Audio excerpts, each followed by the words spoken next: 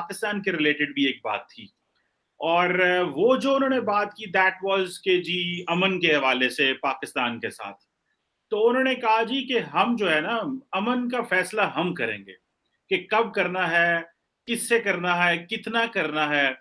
तो बेसिकली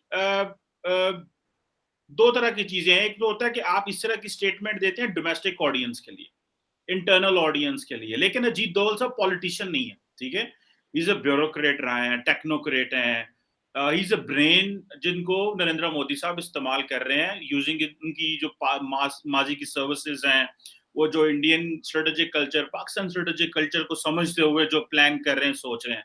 तो इसका क्या मतलब हमें लेना चाहिए कि ये जो स्टेटमेंट डोभाल साहब ने दी, that was a tough statement in terms of peace between India and Pakistan. आपको भी ऐसे ही लगता है इस हवाले से कि जो इंडिया की जो डीप स्टेट है या जो स्ट्रक्चर, जो सिस्टम सोच रहा है, दैट इज नॉट थिंकिंग कि चीजें नॉर्मलाइज होने जा रही हैं। इट मीन्स के चीजें मेस्ड अप हैं, और जिस तरह इंडिया समझ रहा है कि हमारा जो ऊपर एज है इस वक्त इन टॉक्स और पाकिस्तान के ऊपर शायद, तो वो मेंटेन रहेगा। आप इसको कैसे एनालाइज करेंगे और अनर्थ करेंगे? पहली बात तो थैंक यू चीमा साहब बुलाने के लिए मुझे अपनी शो पे। चीमा साहब, इसमें दो तीन बातें मैं आपको मेंशन करना चाहूंगा। पहली चीज तो ये है कि आपको शायद पता नहीं पता, डोभाल साहब पाकिस्तान रह चुके हैं कई साल। लाहौर में रहे। हाँ जी, उन्होंने रिक्शा चलाया था लाहौर में। ही वाज रिक्शा चलाते थे लाहौर में, और मस्जिद भी जाते थे, बड़े मस्जिद लाहौर में नमाज पढ़ने के लिए। He has stayed under cover in Pakistan for a long time. तो वो पाकिस्तान को समझते हैं। पाकिस्तान के बस स्टैंड्स, उनके रिक्शा, उनके कैंट के बाहर वाले एरिया, कैंट के अंदर वाले एरिया, ये सब उनके मतलब ही अंडरस्टैंड्स सोशल पाकिस्तान। पहली चीज है। दूसरी चीज ये, मैं आपकी नजर जरा थोड़ा सा माजी में ले जाऊं, पास में ले जाऊं चीमा साहब। एक किताब है रेडर्स इन कश्मीर। रेडर्स इन कश्मीर मैं आपको भेजूंगा, मेरे पास पीडीएफ कॉपी पड़ी हुई है चीमा साहब।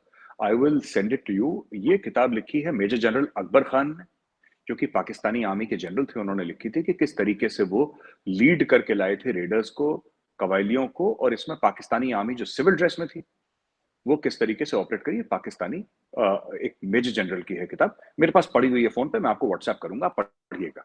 It makes for very interesting reading. बड़ी बड़ी अच्छी तरीके से लिखी हुई है। ऐसा लगता है कि फिल्म चल रही है आपके, वो किताब लगती नहीं है, वो फिल्म टाइप की है, वो बहुत शानदार है। दूसरी किताब है, आपने बड़ी सुनी होगी, बड़ी मशहूर है, फ्रेंड्स नॉट मास्टर्स, जो लिखी थी जनरल अयूब खान ने। और फिर हम बात करेंगे ऑपरेशन जिब्राल्टर की, जिसमें अखनूर के ऊपर, जम्मू एरिया में पड़ता है चीमा साहब अखनूर, और जम्मू सिटी से बहुत ज्यादा दूर नहीं है, बहुत पास है। ये अखनूर, आरएसपुरा चले जाते हैं, अखनूर चले जाते हैं, सुंदरबनी, ये सब, ये all this is very close by Jammu. और ये जम्मू के एरिया में ही जाता है, जम्मू टाउन से, जम्मू सिटी से, माफ कीजिएगा, ज्यादा दूर नहीं है। आप उसके बारे में पढ़िएगा। फिर अगर मैं आपकी नजर ले जाऊं जो ऑपरेशन चंगेज खान है, इसमें पाकिस्तानी मिलिट्री आर्काइव्स आप पढ़िएगा। तो इसमें से कोई इंडियन ऑथर की मैं बात नहीं कर रहा चीमा साहब।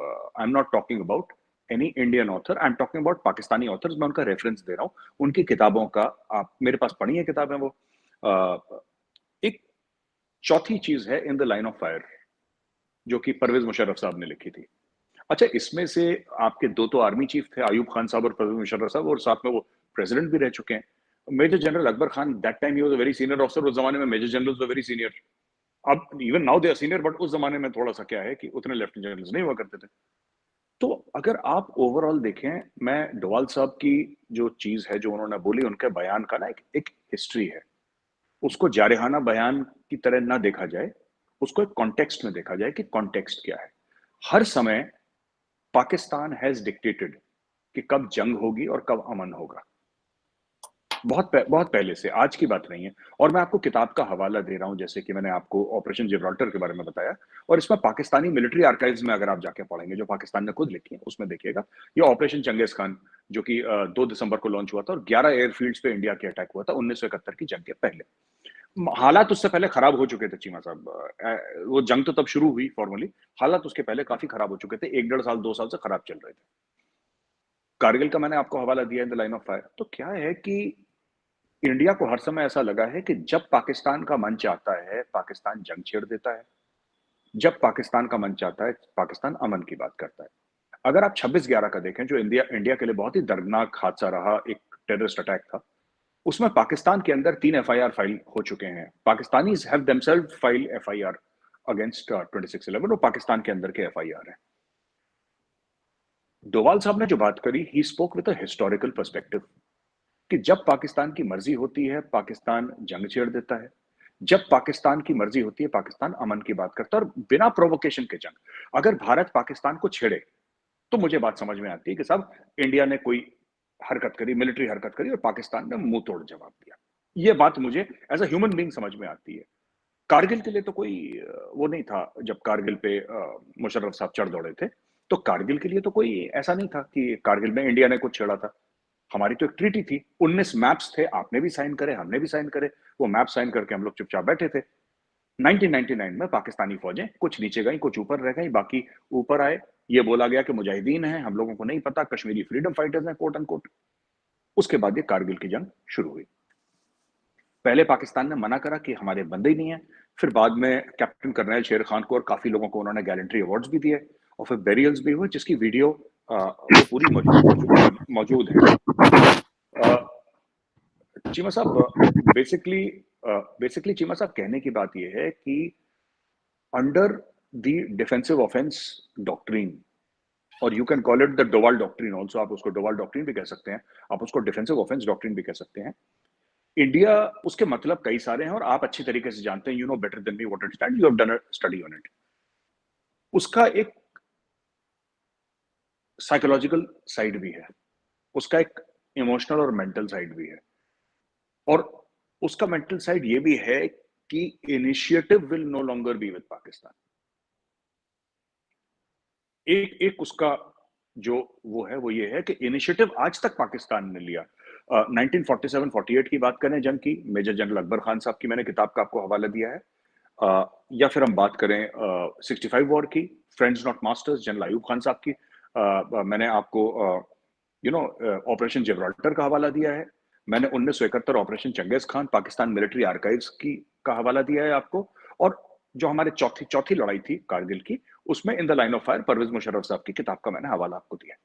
This is where the strategic thinking comes up and says that you, अब जब मन चाहे पाकिस्तान बोले कि अमन होगा, फिर किसी का मूड खराब हो, वो चाहे वो पॉलिटिशियन और मिलिट्री, जैसे कि नवाज शरीफ साहब ने, मैं मानता हूं कि जेन्युइनली वाजपेयी जी को बुलाया था लाहौर, जेन्युइनली बुलाया था, सच्चे दिल से बुलाया था मियां साहब ने उनके मन, मैं ये मानता हूं एज एन इंडियन कि मियां साहब के मन में कोई मैल नहीं था, लेकिन पीछे से गेम हुआ जो भी हुआ।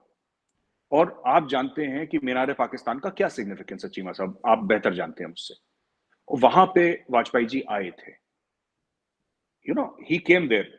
तो जो पाकिस्तान में बड़ा एक शिकायत है कि इंडिया ने कभी हमें तस्लीम नहीं करा, शायद मुझे ऐसा लगता है, ये मेरी अंडरस्टैंडिंग है कि शायद वो शिकायत भी दूर करने आए थे कि जनाब हम कौन होते हैं तस्लीम करने ना करने वाले, पाकिस्तान एक खुद मुख्तार मुल्क है। Who are we to say that we recognise और don't recognise, Pakistan is a reality and the world recognises it, so India also recognises it. लेकिन ये सब चीजें हुई, तो he is coming from that perspective Cheema साहब, कि now we will decide for very long, for 70 years Pakistan has decided that जंग कब होगी, अमन कब होगा, but now we have had enough, now India will decide. तो जो एनएसए साहब ने बात करी थी, ही स्पोक फ्रॉम दैट